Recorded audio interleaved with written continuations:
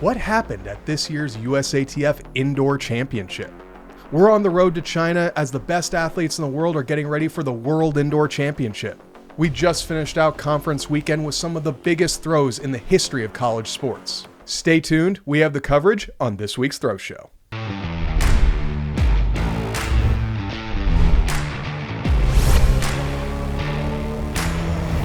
Hello everybody and welcome back to another episode of the Throws Show. Whoa! I'm of course your host Jason Kuhn with the People's Champ, Team Fire Me Up himself, and the head throws coach of youth development here at Throws University and Garage Strength, Mr. Sam Weeks. What's up? Sam, we're just 1 week removed from, honestly, probably one of the greatest weekends of my professional life. The USATF Indoor Championship. You and I were able to get media credentials, interview some of the greatest athletes in the world. Take me back. This was your first indoor championship, not as an athlete, but instead as a part of the media. You got to have the same experience I did. We were both in New York. Take me back. How'd you feel about the weekend? Yeah, so this was the first championship indoor championship that I've ever been to at the, professional level, and it was super exciting. I felt like a kid in a candy store just being around, so many great athletes, so many legends of our sport, both on the field side, but on the track side as well. And just being there and seeing everything, it was amazing. It was, a very fun experience. Yeah, honestly, we had a great time. The athletes were super cool. I think we got a lot of good feedback from the athletes. They were appreciative of us being there, which, of course, we appreciate their time that they were willing to spend with us to answer our questions. But you had a shout out. You had one thrower in particular that was really positive. What do you want to say about that, Sam? I want to give a big shout out to Alex Young. We had a conversation after his interview. He just let us know, like, hey, I'm a big fan. I watched the Throw Show. He actually told me he knew who I was, and I thought that was pretty special because, like, it's Alex Young. Like, I know who you are. And, just to have that back and forth, that interaction, I thought was super cool. So shout out to you, Alex. I hope you're doing well. I think one thing that I really enjoyed about it, and we'll cover this as we get into the videos for today, is really getting into the mindset and the insight of the actual athlete, because so often we see their performances, we analyze their technique, we try to learn from them as throwers, as youth athletes, college athletes, but it's rare air where you actually get to find out who they are as people and see what is it that they're thinking about when they go into competitions, especially a big competition like the Indoor Championship, where there's a lot in the line for both shot put and weight throw. As we discussed on last time's Throw Show. This is like the world championship for weight throwers. Yeah. There's no bigger meet that you can compete in for the event than the USATF Indoor Championship. And then for the shot putters, top two make it to a world team. So then you're talking about massive points that could potentially impact their outdoor season, but also like, dude, a world indoor championship is a world championship. Yeah. So you're going to treat it with the same level of respect that you're going to want to peak, perform at your best, and, any world title is a world title. So absolutely.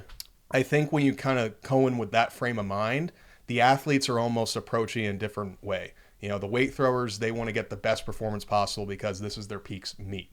Versus the shot putters, they're peaking for this meet, but also being aware that they're trying to extend that season so they can compete at the World Indoor Championship in China. And I think it's next 2 to 3 weeks.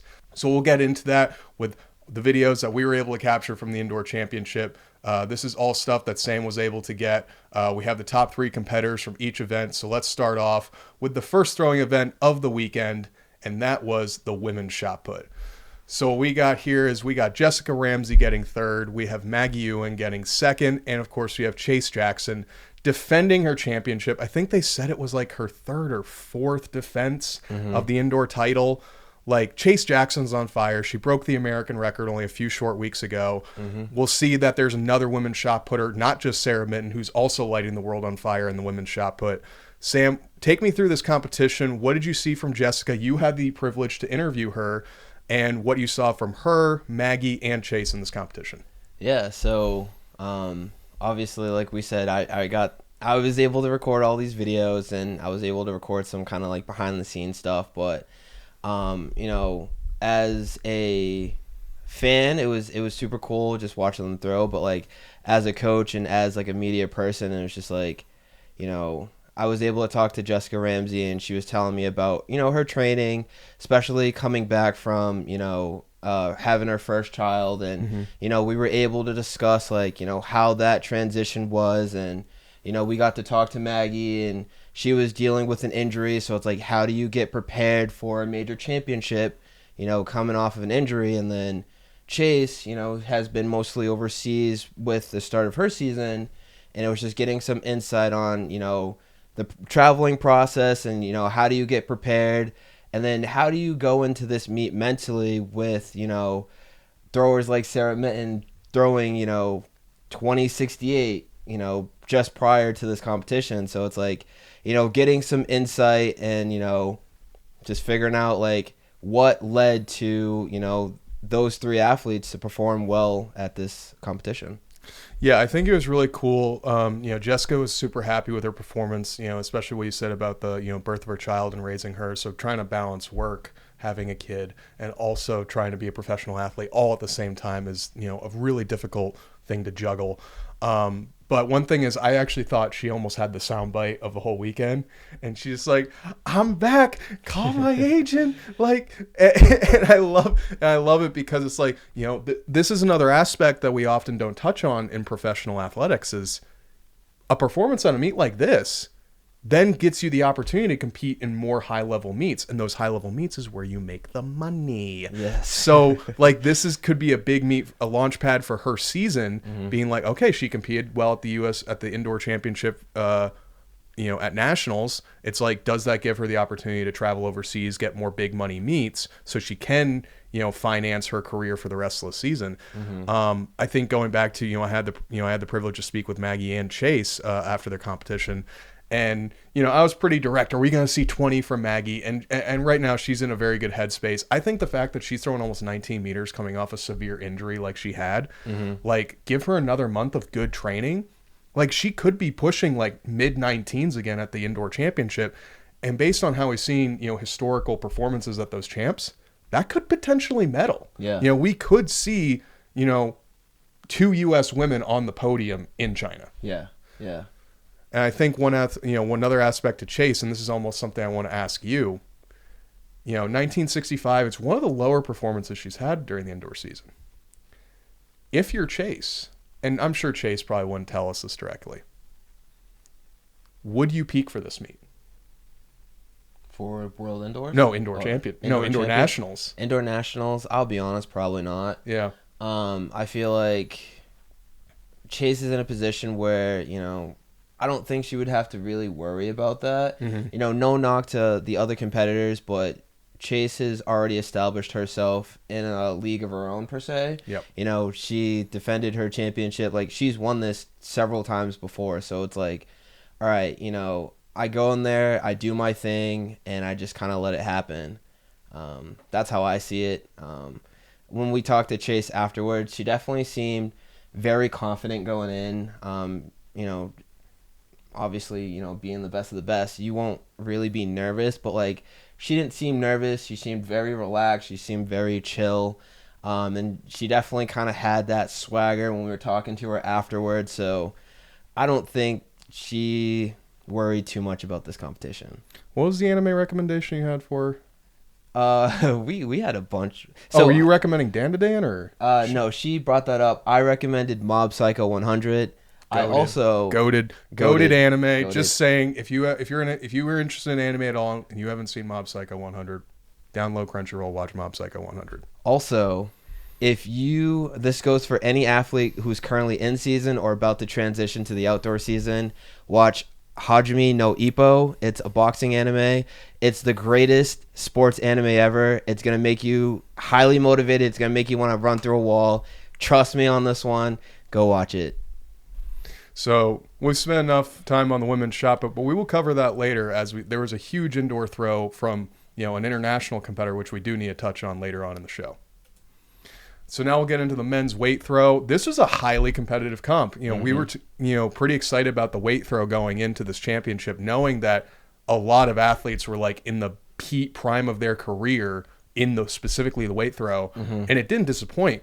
Third place throwing 24.86 and Alex Young. Alex told me that this was only 3 centimeters short of his overall personal best, which must be great in terms of how he feels going towards the outdoor season. He just recently switched coaches. And so going back to that, seeing that he's in, a peak shape, at least in the weight. Tanner Berg hit a new PR, throwing almost 25. He got second place. And then Daniel Hall, of course, defending his national championship for a third time, throwing over 25 meters. Daniel Hall, he's just owned the weight throw the last several years in the United States. What did you think of this competition? Tanner almost had it there for a little bit. Yeah, no. The funny thing about Tanner's toss is I had my phone, or I had on one of his tosses, I had my phone on the cage, and he threw it so far that it actually the weight flung into the fence and threw my phone like 2 feet. It was awesome. It was super cool. But I think the really special thing about this competition is like all of these guys are hammer throwers. Yep. So they don't really spend a lot of time, specializing in the weight. They do spend some time because they have to have some level of preparation going into this competition, but it's not as much as like, the shot putters would do. Right. So it's really cool to see these guys throw this far, with, that level of preparation going into this. Like Alex said, he almost had a PR, Tanner hit the cage, like he threw it extremely far. And obviously Danny, he has the world record. He threw over 26, he threw 25 with per se minimal preparation. So it was really cool to see. And like it wasn't just those three, like everyone who competed like was throwing far, like they were tossing. So it was exciting, and it was very dope. Yeah, and we'll actually cover Daniel Hall's interview because he actually mentioned something that I really want to highlight in regards to the direction of the sport moving forward. But let's move on to the next competition, and that was the women's weight throw. Jelani Davis, outside of Tripp's performance, probably had the performance of the whole weekend. I would put it's like, her and Tripp like 1A, 1B, because Jelani was not doing too hot in the prelims, but Jelani secured the bronze medal throwing 24.80. We saw Rachel Richardson capture the national championship throwing over 25 meters. We also saw Erin Reese, the defending national champion, get a second place throwing over 24.90. Sam, I think you could explain this better than me, the tactics that Jelani used to secure the performance that she had. Walk us through that. Yeah, so in the prelim, Jelani fouled her first and second attempt and was going into your third. And per the rule book, you need to have one valid attempt to advance into the finals. So Jelani went in there. She did a 3-turn, but her finish was nice and easy. She just got a mark. It was like less than 15 meters. Yeah, it was 14.99 to be specific. I don't think I'll ever forget that.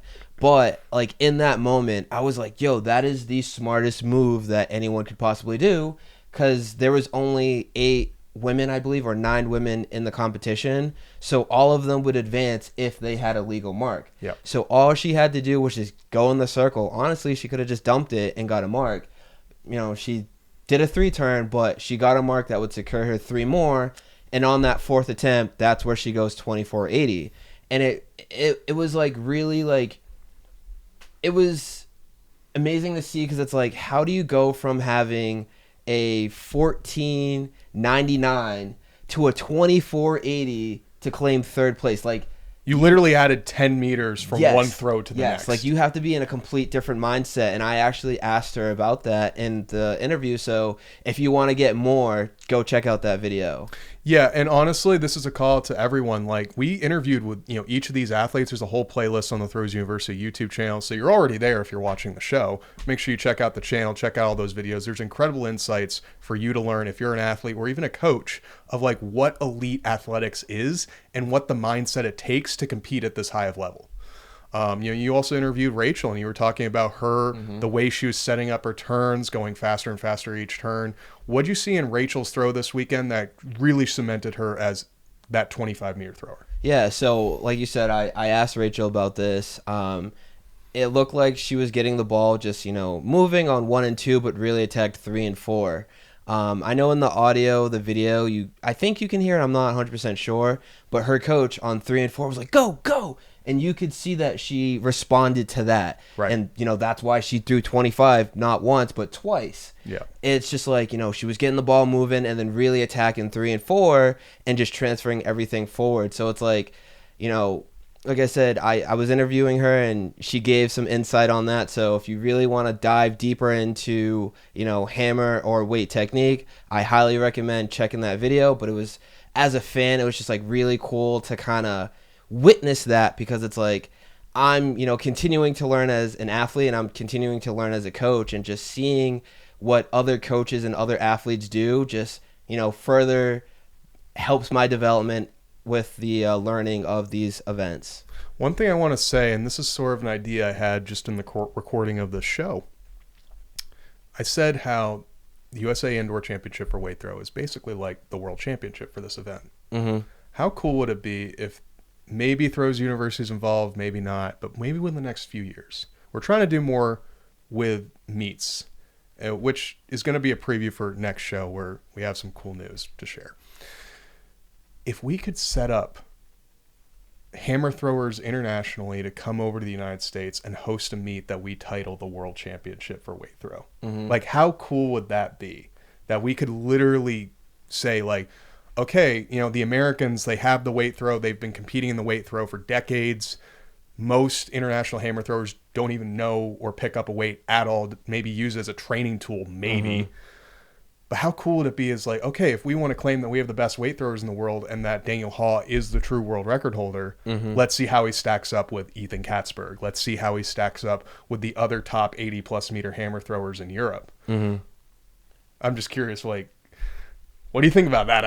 It's a cool idea, but logistically, it's very difficult. Yeah, logistically, it's very difficult. I think the main issue is outside of the U.S., the weight is truly just a training tool. Yeah. So, throwers outside of the U.S. really don't specialize it. I don't even think they really touch it, to be honest. So it's like, it'd be cool to see like what they do, like, what would happen, but I don't think it would be as successful. We don't know. We'll see, but I just know that our weight is just a training tool for majority of the hammer throwers. And a lot of hammer throwers were saying that when we talked to them. It's like, yo, how do you prepare for weight? And it's like, I picked this up a week ago. Yeah, I just kept throwing hammer. So, we'll see. Anything's possible. Anything is possible.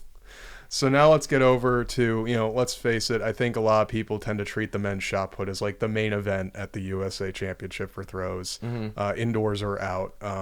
Whether or not that should be the case is up for debate, but that tends to be how people approach and market the event. And we were really excited for this because we didn't have Krauser. We didn't have Joe. We didn't even have Peyton Otterdahl. So our Olympic team didn't even compete in this competition, meaning that the championship was completely up for grabs. Yep. We had about 4 or 5 people that we were like looking at the predictions result in last show. We couldn't call it. Like we thought Roger was going to win because he was the front runner, having second first throw in the world and number 1 in the U.S. Yep. But what ended up happening probably shocked everybody, and that was Trip Pippery walked away throwing 2150, the furthest throw he's had since 2023. And all 3 medalists went over 21 meters, but the team is set at Trip and Roger. Trip managed to secure his spot in the team on his 5th round throw, beating out Josh Awatunde. But then he captured the gold last throw, round 6, which is probably the best round to ever capture a championship. And the amount of emotion that swelled over this man after the throw, but then also just the time period realizing, that he got the medal, he won, and he made his first U.S. team since 2022. Walk me through you watching this competition. I had to go set up the cameras for interviews, so I didn't get a chance to see his round 6 throw. What were you thinking during the finals, knowing, the prelims were a little, not underwhelming, but like you could tell people were building. Roger and Josh were definitely building into some bigger throws, but it's the finals where things really lit up and everyone started blasting out high 20s, 21 meter throws. Roger's made his 2nd world indoor team.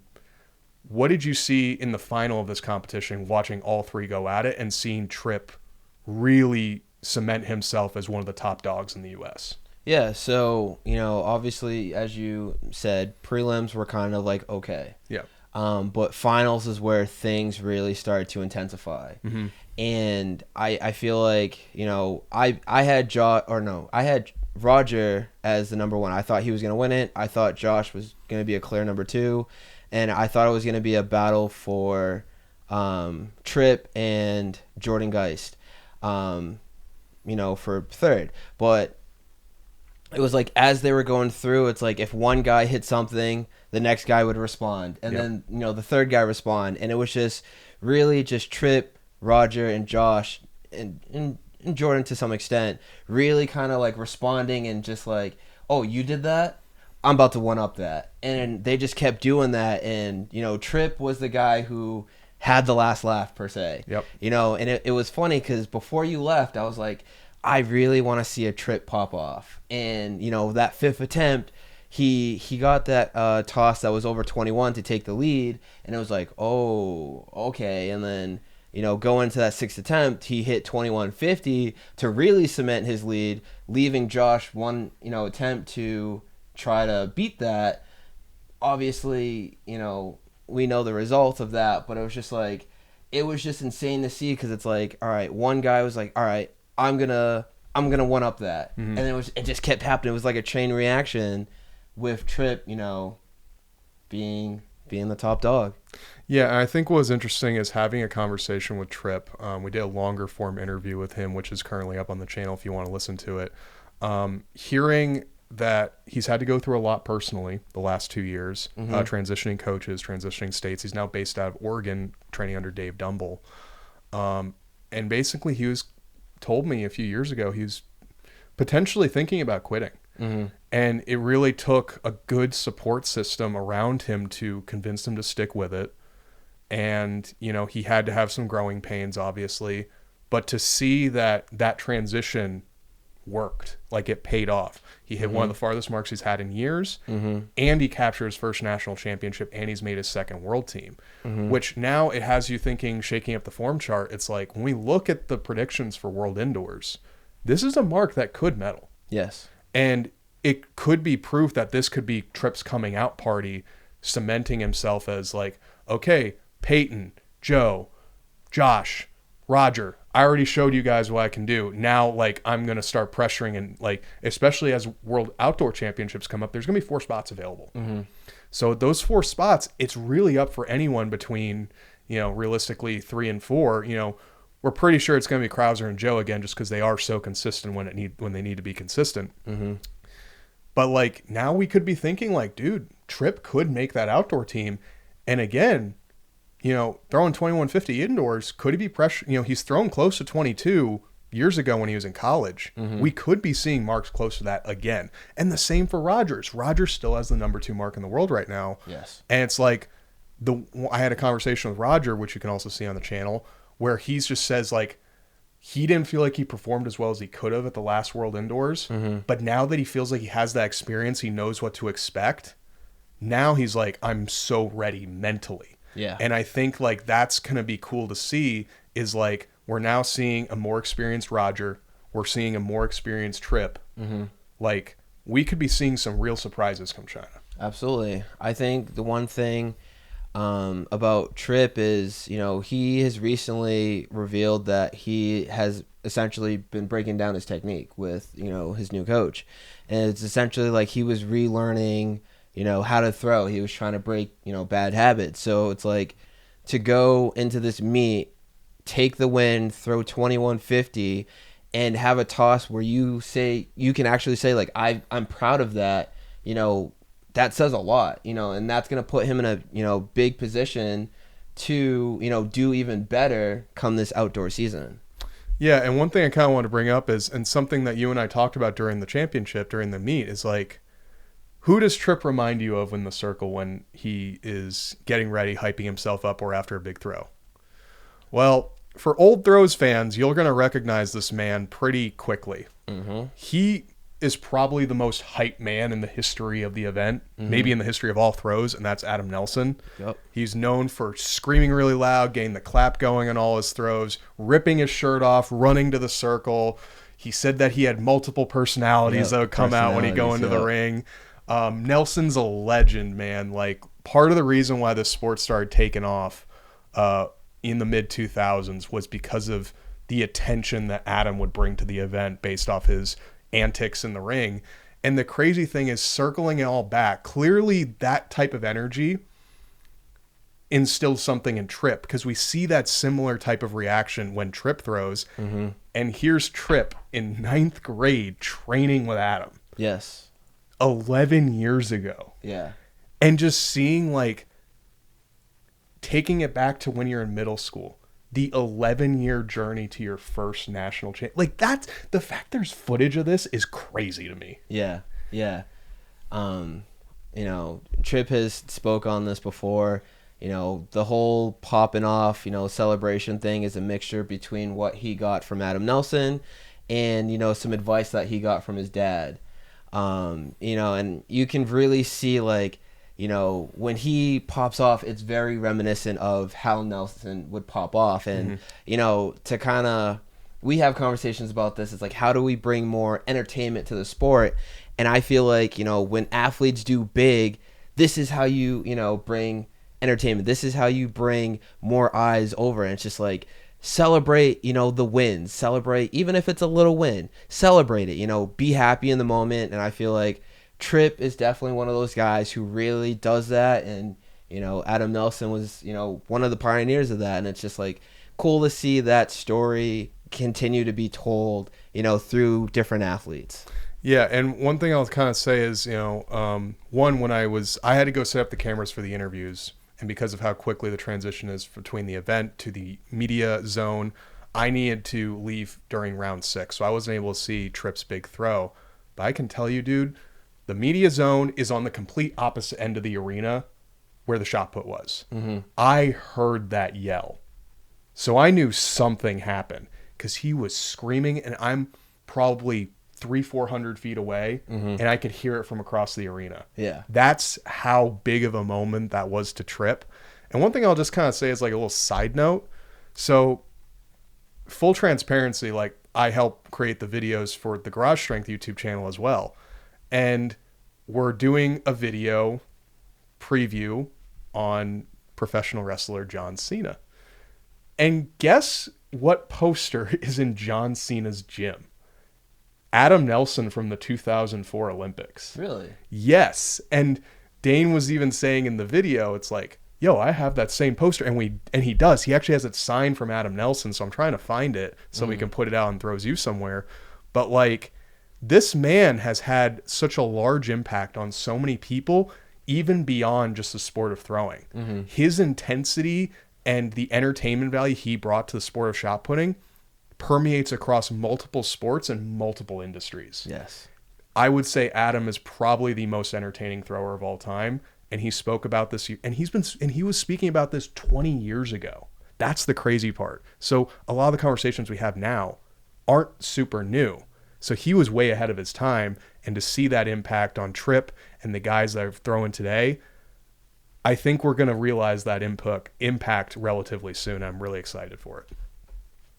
Last thing we'll cover from the U.S. Championship. One thing that Daniel Haw said that I thought was super interesting in this interview was Daniel Haw was speaking about the 4-minute mile.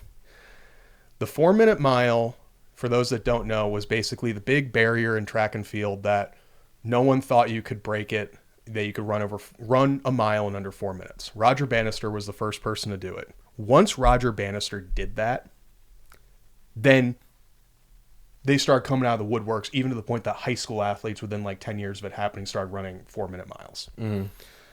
And Daniel Haw believes that the comparison to that currently in throwing is Ethan Katzberg in the hammer throw. He's throwing 84 meters multiple times last year. He won the Olympics with an 84-meter throw in his first toss. And he's now hitting marks that we thought were unattainable because they're primarily, done with enhanced athletes back in the 80s and 90s. So to see someone like Ethan show that can be done clean, it's cool to see that he thinks, well, that opens up the doors that us other hammer throwers, we know it's possible. We can also hit 84. Yeah. Yeah. Obviously, Daniel spoke of it. We talked to Rudy. Rudy, spoke of it. Alex spoke of it. So it's like really exciting to see, be biased, but USA Hammer specifically, acknowledge what Ethan has done and, have this, fuel of the fire where it's like, yo, if he can do it, there's no reason why I can't either. Right. So it's like really exciting to see like these, the top US men, shooting for that goal. It's like, all right, let's break that 80-meter barrier and then let's, follow Ethan and just really, continue to push the barrier of how far hammer can actually be thrown. And I think one thing I'll say is beyond just the current men's hammer standings, if we were to look at what's the next 4-minute mile, like what's the next barrier that needs to be broken by one athlete that's going to be followed by multiple athletes, I think right now it's going to be the women's shot put, and that's going to be 21. Mm-hmm. The only athlete who has thrown 21 meters in the last 20 years clean was Valerie Adams. She did it multiple times. There are other athletes that threw 21 meters, but they all ended up testing positive, so their marks I no longer consider valid. But if you look at the standing of the women's shot put right now, you have Chase throwing over 2070. You have Sarah Min, who's thrown over 2060, both indoors and out. Mm-hmm. You have the athlete we'll be covering next, and that's going to be Yemi, throwing mid-20s. She's the Olympic champion. And then you have other women that are sprinkled. Jada Ross threw over 20 meters in the NCAA last year. Mm-hmm. I think what's going to be cool is it's the race to 21. And I think once someone finally does it, the floodgates are going to burst, and we're going to see multiple women throw 21 in the next 3 years. Absolutely. I agree. It's just like once that one person does it, now it's just the fuel is going to be lit, and it's just like, all right, who's going to be the next? And then, there's going to be, I think, like 3 or 4 women who are, going to push that barrier, and it's just going to continue to grow, and then it's going to continue to just trickle down to, collegiately, and then high school. Like, I'm not saying the high school throwers are going to throw 20, but, they're going to start pushing, like 17 meters, like potentially 18 meters, and it's just going to continue to grow, and, we're going to get to a point where throws are just going to be outrageous, which I'm all for. I mean, the closest comparison to happening currently, like before Krauser, did we ever think we were going to see a clean 23-meter throw if we go back 10 years? Probably not. Probably not. And now, not only do we have Krauser, but within 2 years of Krauser throwing 23 the first time, Joe breaks 23. Yep. And then a year after Joe, a year and a half after Joe, Fabry's throwing just short of 23, 22.98. Yeah. Like, these are numbers that we thought the human body physically can't do this clean. And now we have 3 athletes all pressuring 23. Mm-hmm. And I think, like we said, 21 is going to be that next milestone, and it's going to be in the women's shot put. Yeah. So talking about Yemi, we've talked about Chase breaking the American record. Indoors, we talked about Sarah Minton breaking the Pan American indoor record at 2068. Yemi threw further than Chase did at 2027. Now, I don't know what the exact German record is, but it's probably something crazy because they think they still count East German records from the 80s. And, based off prior discussion, we know what that's all about. Mm-hmm. But 2027 for Yemi, like, we're getting ready for World Indoors. Mm-hmm. This is a big mark. Again, a potential medalist, maybe even a potential winner with a mark like this. What do you see on Yemi's throw here?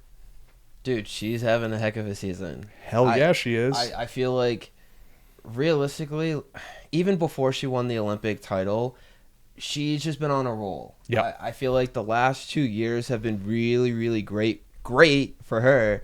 And, I talked about Chase having that swag. I feel like Yemi is definitely in that category now where it's like, I have this swag. Like, I'm the Olympic champ.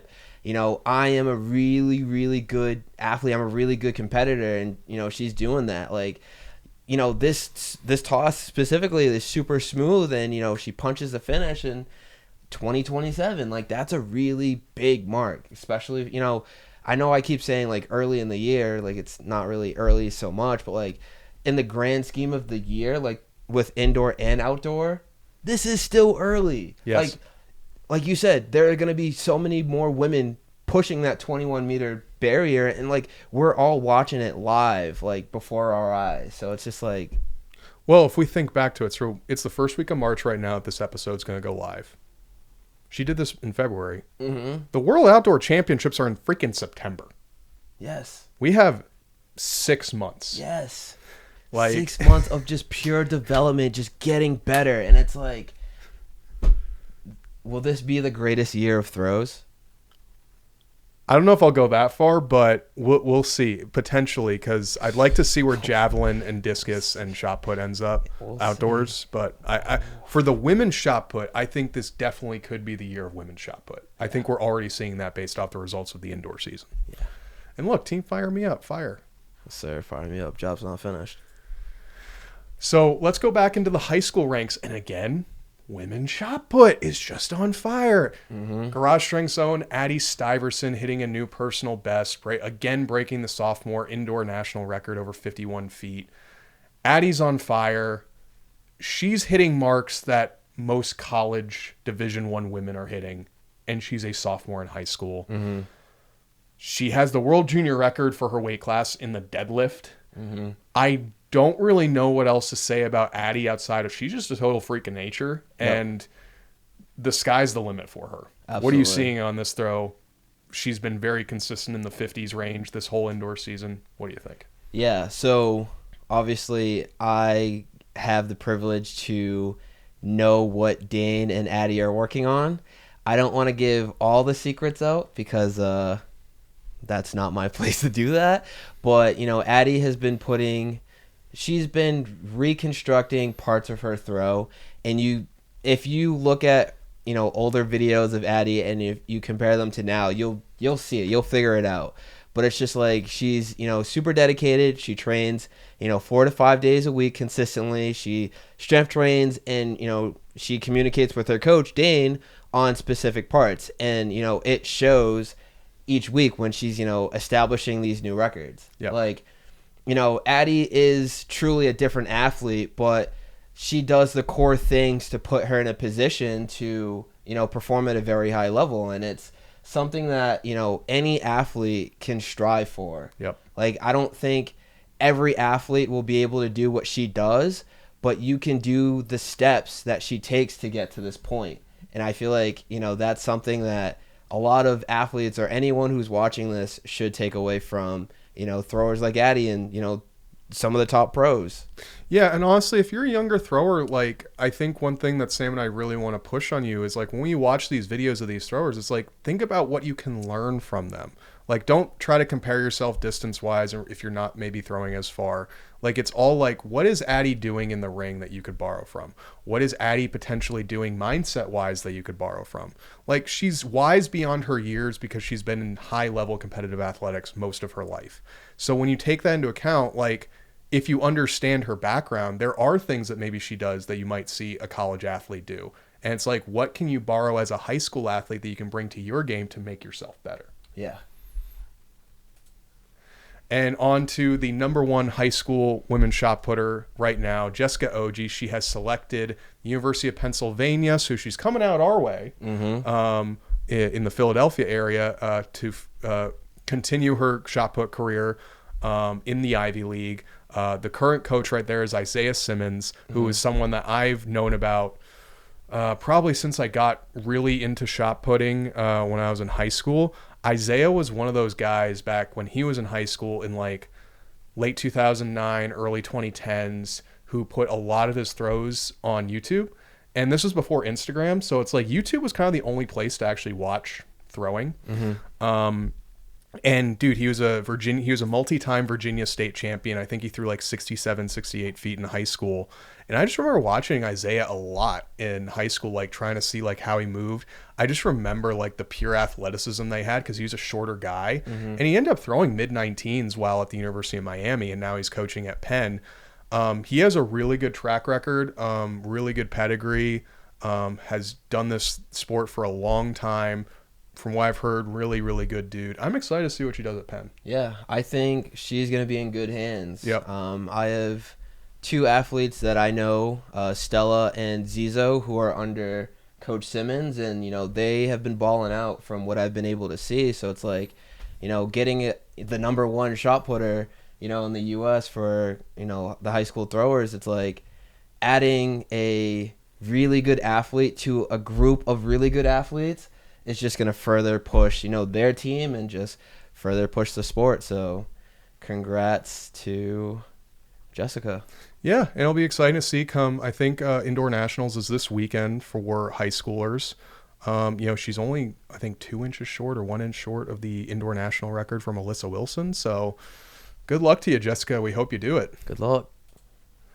And one thrower that I wanted to highlight, because this is going to be near and dear to Sam and I's hearts. We're former Division III throwers, and it's rare when you see a Division III thrower take that next step and compete at the Division I level. Mm-hmm. So this athlete right here is Joseph White. He was a multi-time national champion in Division III at Carthage, through just short of 19 meters, I think, at Carthage, through over 21 meters in the weight. He actually has really, really exceptional personal bests. He has it all laid out on his Instagram. But now he's competing at the University of Wisconsin as a senior, and he's really showing that, again, divisions don't matter. And just because he was competing at D3, he's still a really high-level competitor at Division I, throwing 1959 in the shot put. They just had the Big Ten championship this past weekend, which we'll get into. Like, I love stuff like this. Not only has he thrown 1959, we're going to see he's also thrown the weight over 23. Mm-hmm. Like, what do you think of a thrower like that coming from such humble beginnings and then coming to the power 4 Division I level and tackling it up with the best of them? Yeah. Obviously we've had several conversations of divisions don't matter, but I feel like it really just comes down to the athlete. It's like, you got to figure out a spot where you can grow. And obviously he grew at Carthage, and now this is that step forward at Wisconsin. But it's like, I don't want to take away from the work that he put in. Like, he, he worked hard. He put himself in a position where it's like, I can ball out in D3. I've worked so hard that I can ball out at D1. Yep. And, it's the same thing with like Roger or like Sean Donnelly. It's like, we balled out in D3, like we worked our tails off, and now we're going to go transition to a Division I level, and we're still going to do the same thing. Yep. There's nothing different. The only difference is the title. You know what I mean? But it's just like, just going out there and just putting your head down, getting to work, figuring out the little details, and then just taking advantage of the opportunity you have to compete, I guess, in a grander, stage. What I'll say about him, and just, coming from a shot put background, I really like his movement, and I love how he attacks the ball. He's a bigger guy. I think he's probably like 6'4", maybe 6'5". Mm-hmm. The amount of length he gets in the ball in the finish is really good, and has me thinking, like, Joseph, if you're watching, if you're able to, please keep throwing. Because I think you have a lot more left in the tank, that is just going to come from more just getting older and more reps. Because if there's one thing that you could learn, you need to learn from Roger threw 61 feet in college. He is now a 72-foot shot putter. Yeah. Like, what you can get done in the 4 to 5 years you're in college might not be truly indicative of what your athletic potential is. And I think you have way more to give, Joseph. Yeah. So, and this is where, I think your shot put technique looks great. Sam can attest to your weight throw. Throwing 23 meters, at being a dual shot put weight thrower where you're throwing mid-19s and 23 in weight, that's crazy. Yeah. That's really, really elite. It's really tough because obviously, like, the weight, ban the weight, but the weight, like, it does tax the body. So to be able to be at a high level at both, events is definitely something truly special. And it really just comes back to what I said before, where it's like, it's the hard work that he's put in. It's the time. It's the effort that he's put in, and it's showing. So, like we were saying, this was conference weekend. One thing I kind of want to talk about the conference here, especially for this competition right here, Axelina Johansson captures another Big Ten championship for Nebraska, throwing over 1930, 1931. So the Pac-12, this is the first year the Pac-12 is no longer a thing. Mm-hmm. So now instead of the Power 5 conferences, we now have the Power 4. Well, those Big 12 schools, not Big 12, the Pac-12 schools had to go somewhere. And a lot of them went to the Big Ten. the SEC, Big 12.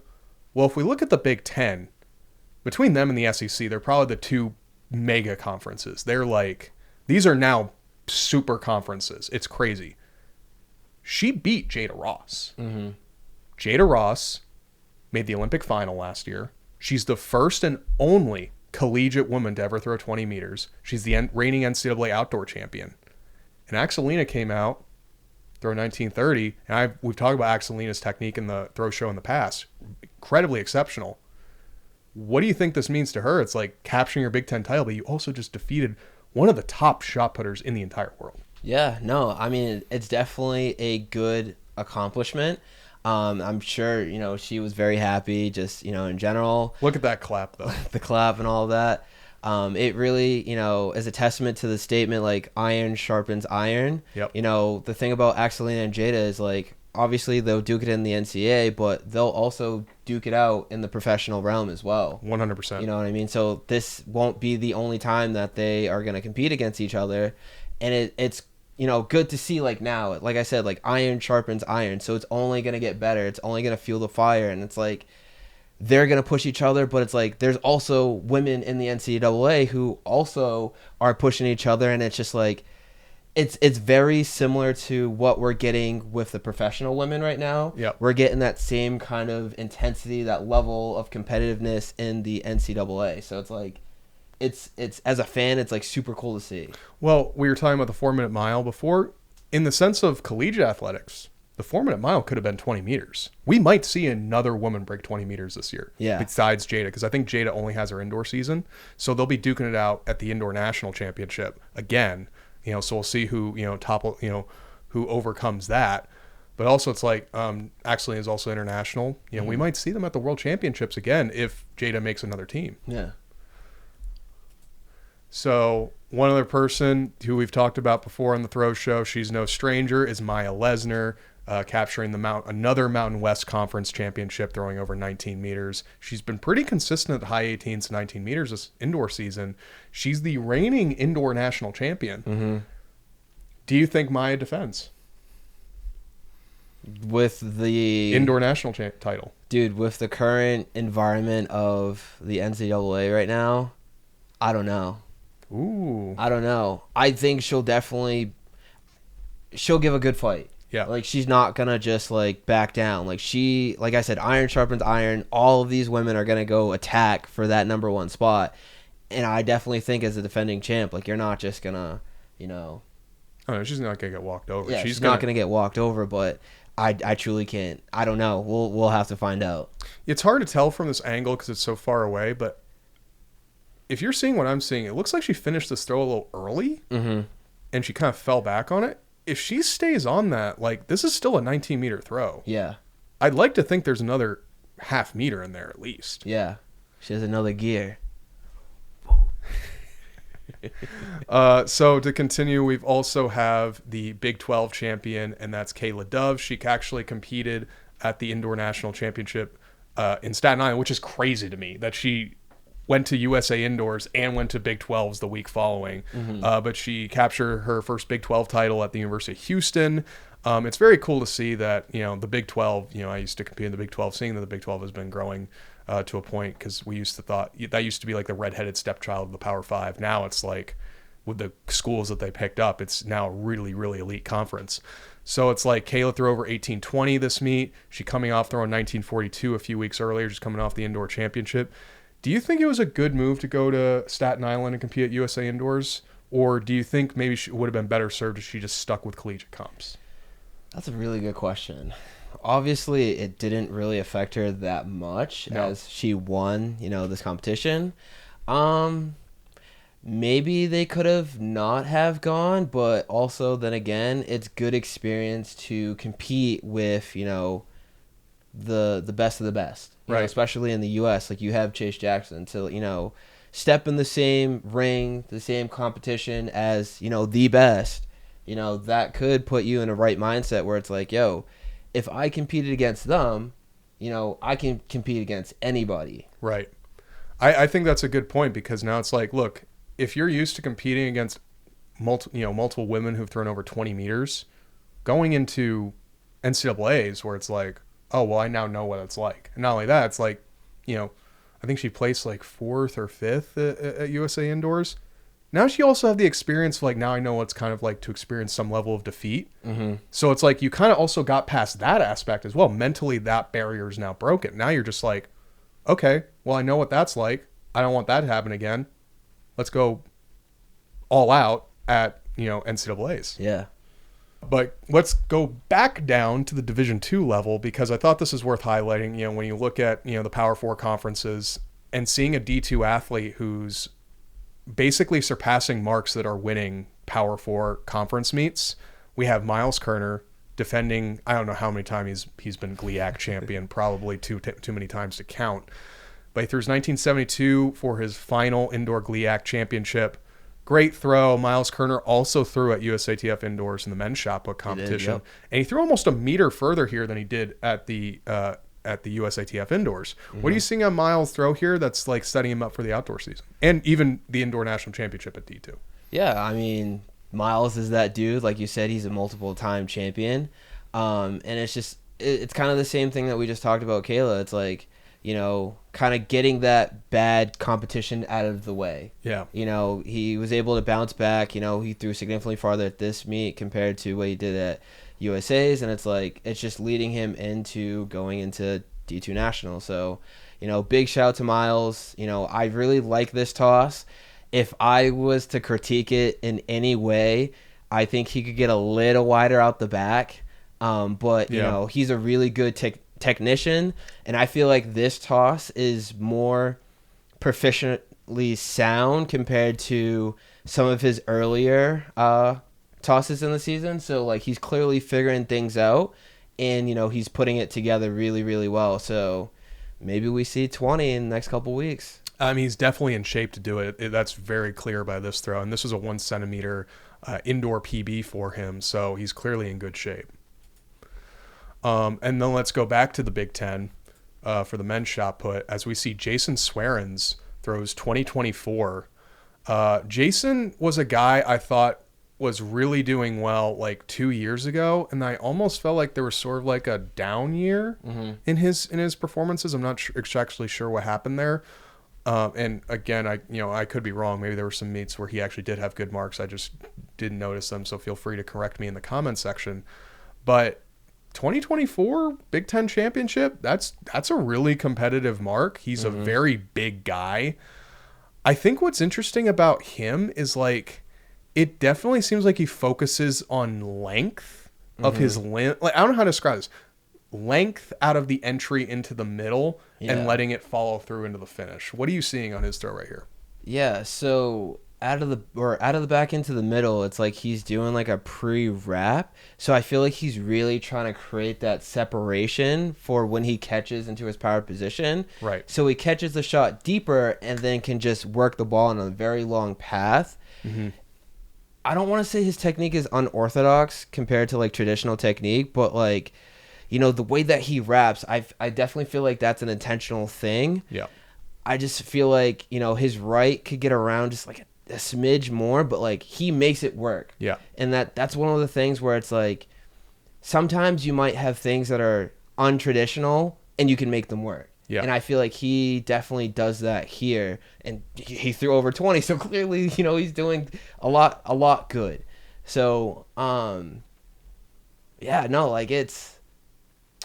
it would be interesting to hear from what he thinks and what his coach thinks about his technique currently and like what they're trying to work on. Yeah. Because one of those things is like, we can talk about technique, but there could be just very specific things and nuances that they're working on that we just don't even know about. Yeah. But it's clearly effective, and there are things that he's doing really well. It looks like he gets a lot of length on the finish of the ball, yes, which is always a good thing.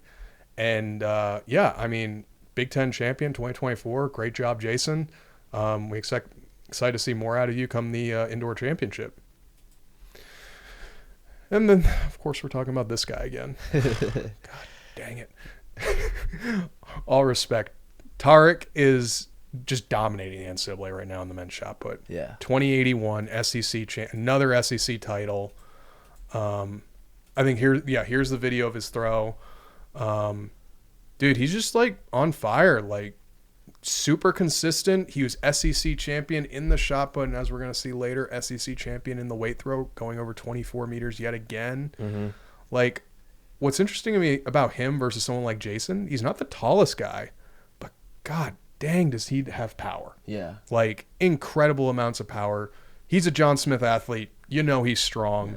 Yeah, like, there's only so much things we could say about Tarek, but what do you think about him capturing another SEC title? It's not surprising. like he's just doing Tarek things. Yes, he's a very, very, very, very, very good athlete. Yes. So like it's not surprising to see him do that. And it's 2081? Yep. It's like, okay. It's consistent. It's very consistent throughout the season, and it's setting him up to potentially go over 21 at, NCAAs, and then, going even bigger in outdoors. Right. So it's like, once again, he just does him. Like, it's no surprise. So let's talk a little bit slightly more about his weight throw. And it's the same thing. Like, unfortunately, like, the way they post this to Instagram, it's not the best way for seeing technique. I was hoping to see, I thought there was some video of him throwing. I guess there's this video as best we can tell. But dude, another 24 meter, it's just, if you train under John Smith, you just know how to throw weight. Yeah. Like, I feel like that's just a requirement. Like, it's like, you're not going to be a John Smith athlete without at least being somewhat very good at weight. Absolutely. And it just comes down to, the training principles that Coach Smith has, and you can see that amongst, the track history of all of his athletes. Like, they all are very strong. They throw very far. They're all very powerful. And, I feel like Tarek is definitely one of those examples. Like, he's the prime example right now, but there's plenty of history of Coach Smith's athletes, moving and throwing very well at a very high level. So I mean, he's basically the second coming of Dan Taylor, and those who knew Dan Taylor, he's a highly competitive shot putter professionally back in the mid 2000s, early 2010s, around the same time we were talking about throwing with Adam Nelson and Reese Hoffa. But like, numbers wise in the NCAA, basically hitting the same numbers that Dan Taylor did. And it's exciting to see where this goes. If Tarek decides to continue his athletic career after college, will he even excel and surpass what Dan Taylor did as a 70-foot shot putter? And Sam's favorite athlete, from my perspective, this whole indoor season, maybe not his favorite athlete, but one of his favorites. We're talking, of course, about Daniel Reynolds. Again, I think he's made every single throw show in 2025 this year, and it's because he just keeps getting better. And not only does he keep getting better, he is now the first man to ever throw 25 meters from a freaking two-turn. Mm-hmm. Sam, break me down this throw. Break it down. Obviously he keeps making history. We're going to keep talking about it.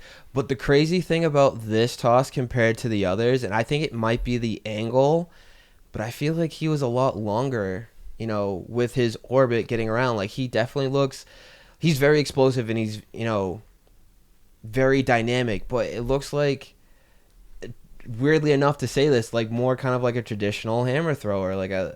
He's very smooth with this toss. I don't know if it's because it's the back angle, but he looks a lot more controlled, a lot more balanced, and he's working the ball on a longer path compared to a few of his 24 meters, a few weeks back. 25, man, off a two-turn. Like, yeah. That's crazy in itself, and like, I want to see what he continues to do, and I really want to see what he does in hammer. Well, he's the current front runner for the indoor national title, so it's going to be exciting to see, like, will we see the first, I don't know if it's maybe the first, but like first 25 meter national champion off a two-turn. Off a two-turn, yeah, that, let's see. Let's see. And one other athlete I wanted to highlight, school that I went to was Kansas State, so I love to see the Big 12 excited. I saw Garage Strength, we actually commented on this. Gary Moore throwing 22.67 to capture a Big 12 championship in the weight throw. So he originally came from Baylor, transferred to Kansas State. The current Kansas State coach is John Newell.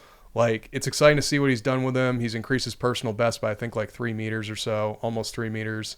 What are you seeing on this throw, and like, what do you think he could do come nationals? Yeah, so quick story. One of my former athletes, Hannah Link, she transferred to Baylor. I forget what year it was, but she was teammates with Gary, at Baylor. And, she would speak very highly of him. And, just watching his performance, like, obviously if she gave him the recommendation, like, I would follow and, just follow his career. And, each year he got extremely just, like, better and better. And now he's at K-State and he's elevated, that much more. So, yep. like, I want to give a big shout out to Gary. I'm a big fan. I watch your stuff. But if we're looking at his technique, Gary is one of those athletes who, like many others, is very smooth with the weight. He does a really good job of setting the ball left and just increasing the acceleration pattern through each turn, and, transfers very, very well. So, like, I think he can definitely do something, more as he continues to, prep for nationals and, continuing to push weight. Even in shot put, he's a really good shot putter too. So I definitely think he's an athlete who could, do something big. It's exciting to see. So as we get away from the NCAA for a little bit, as we wind down, we just need to talk about Val Allman. We haven't talked about Val Allman enough this year yet. Discus is about to start. Val Allman is not that big of a person. But here she is, box squatting, near 500 pounds for 4 reps. Mm-hmm. That's kind of dumb. Yeah, it's insane. I don't think, she weighs a lot. So to be able to, load the barbell probably, close to like 2.5, maybe 3 times body weight, and do that for 4 solid reps, attempting that 5th rep, that's insane. Like, we already know Valerie is world class, but like, to do this too, like, that's out of this world. Like, well, I think one thing to notice is, like, from the athlete perspective is, like, yes, I know she's getting a bounce a little bit from the box, but the speed in which she's moving the weight, super fast. And that's, dude, if there's one thing that people should learn from watching years of Garage Strength and hopefully Throws University videos, moving heavy weight fast is what you need to do to be an elite athlete. Yes. Like, without question. Yes. Regardless of sport, moving heavy weight fast is a good thing. Yes. And that's what Val's doing. And honestly, it's going to be interesting to see. It's like, if she keeps increasing that strength base, does that mean her consistency over 70 is going to be even better this come outdoor season? Yes. I want to address one thing before we move on. Val is scheduled to be at Ramona. She is. This coming April. And you know who also will be there? Our girl. Jaime Perez. I am so excited for that matchup. I really hope both of them stay in the competition, because obviously we know Jaime went 73 meters, last year. Farthest throw in almost 40 years. Yes, farthest throw. And now we have Val potentially going to be at that same meet. And I know 100% it's going to be a good competition. It's going to be a great competition amongst everybody. But if we can have that one-on-one battle between those two. You're talking about 2 elite athletes, 2 Olympic medalists, a world champion, 2-time Olympic champion. There's one thing that these women hate, is losing. Yes. So when you put them in an environment where big throws are highly likely to happen distance-wise, and it's now you got pride on the line, and even some money, it's going to be too close to call. Dude. Because Jaime knows how to manipulate a disc and wind. Yes. But can Val? We have yet to see that. Now, she's thrown 71 in stadium. Yes. What does that mean in an environment like Ramona? Dude, and as we see in the video, she's getting strong. Like, she's moving. She's in really good shape. Yeah. And it's like, Jaime's in really good shape too. So it's just like, seeing, I'm telling you, be prepared for that. If that happens, just know it's going to be absolutely wild. Be ready. You heard it here first. You heard it here. And one thing I kind of want to highlight, I always like doing these shout outs to promote throwing, and also what people are doing in media with throwing, because along with throwing, media has always been my passion. And I'm really excited to see Joe Kovacs and Ashley Kovacs. They're finally delivering on, putting stuff out there. They've been doing a lot on Instagram together. Really, really good coaching content. If you're an athlete, make sure you follow them on Instagram, because you get to really find out the insights that Ashley has into technique, strength training, and things that you could use in your own training. But now they're going a step deeper. They just launched a podcast. They now have 2 episodes out. They did a podcast as Ashley and Joe, and now it's another podcast where they just released with their latest athlete, Joe Brown, who we've talked about on previous episodes of The Throw Show. Mm-hmm. But not only that, we also got a training vlog. There's one thing that we've always talked about Joe and Ashley. They've always been very, very private about Joe's training. Mm-hmm. So to actually see a video where you get to go deep inside like what it is that Joe does in the weight room, it's very cool to see. And then we also get to see partially what Joe Brown is doing. So seeing getting that behind the scenes, lifting content, seeing what they're doing, seeing how fast Joe moves the bar, but also thinking about how he approaches lifting technique. This is valuable information for any thrower, regardless of experience level. Absolutely. They're, putting information out there, they're showing their training, obviously we do that as well, but it's like having, different resources for, different information. I feel like is very good for, anyone who's looking to get better. It's like, obviously you have Throws you have Garage Strength, you have Throwbacks now, you have Krauser, you have Peyton. There are more resources now, for throwing information and strength training, based on the throw. So it's really nice to see, and, I'm excited to see the growth of, the sport through this medium. I think one thing you'll see is that you're going to see a lot of overlap in regards to training techniques, and because there's a lot similar that each of our training groups do to get better, to compete at that elite level. But it's the nuances and differences, and you see the different approaches that people take to get better is where I think the most interesting part is, because ultimately, there isn't just one way to get better. Yeah. There's multiple ways to skin a cat. At the end of the day, you're going to need to be strong. You're going to need to be explosive. You need to bench heavy. You need to squat heavy. Those things don't change. But, how strong do you need to be? Mm-hmm. How often should you do those movements? How fast should you be moving? How should you be focusing on speed? Are there other accessories that you should be doing that maybe other people don't know? Are there certain variations that you've seen that people are doing that other people don't do? This is where you can start getting really excited, being getting that insight, because you find out there's so many different ways to do it, and then piecing together what makes the most sense to you and your system. Absolutely. And we want to do a special shout out to former contributor at Throws University, Mason Woods. Sam Weeks, you were at Indoor States earlier this weekend. Take me through what happened and what you want to say about Mason. Yeah, so I just want to give a special shout out to Mason Woods, who is, the founder of Throwify. 2 of his athletes, really balled out at the PA Indoor State Championship, with his athlete on the right, Colin Sturges, actually winning on his last attempt, and the athlete to his left, Ryan Fishker, I think he finished 7th. He made it out of the first flight, and he placed.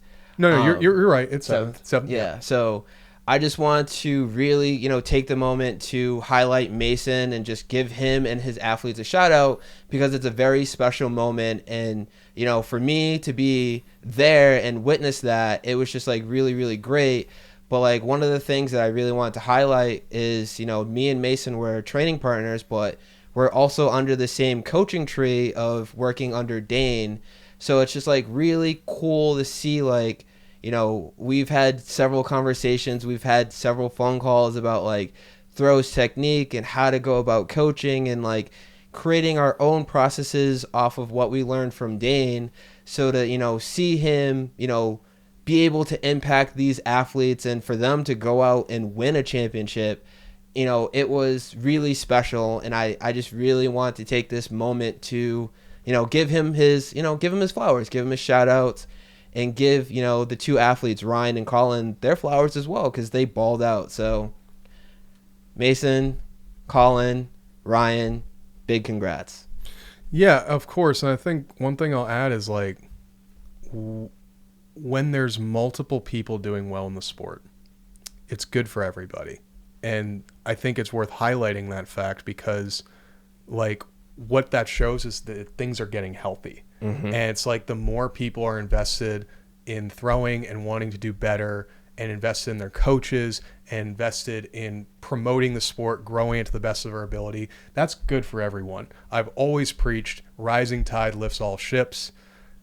Love to see it. And also, like you said about the coaching tree, to me, this is all goes back to like, I'm kind of like the throws history guy.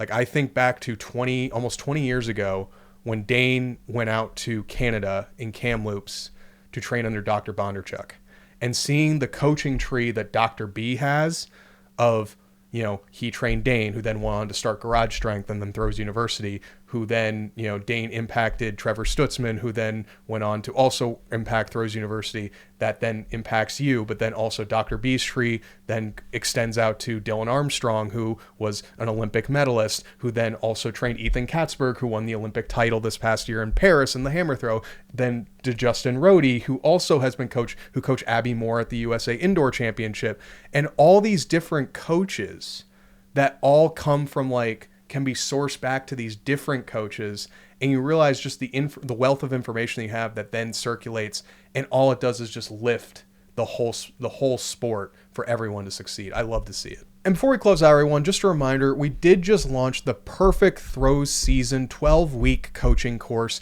If you're a throws coach, the outdoor season has finally started, and you need help trying to develop a training plan for your throwers, or you just want to learn some different tips and tricks on how to coach better, Dane Miller, multi-time Olympic level throws coach. He coached in Paris. He coached in Tokyo. He coached at every world championship since 2019.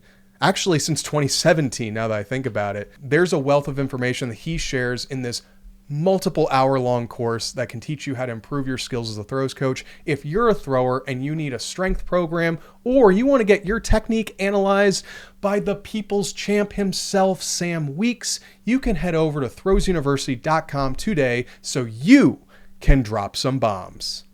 Peace.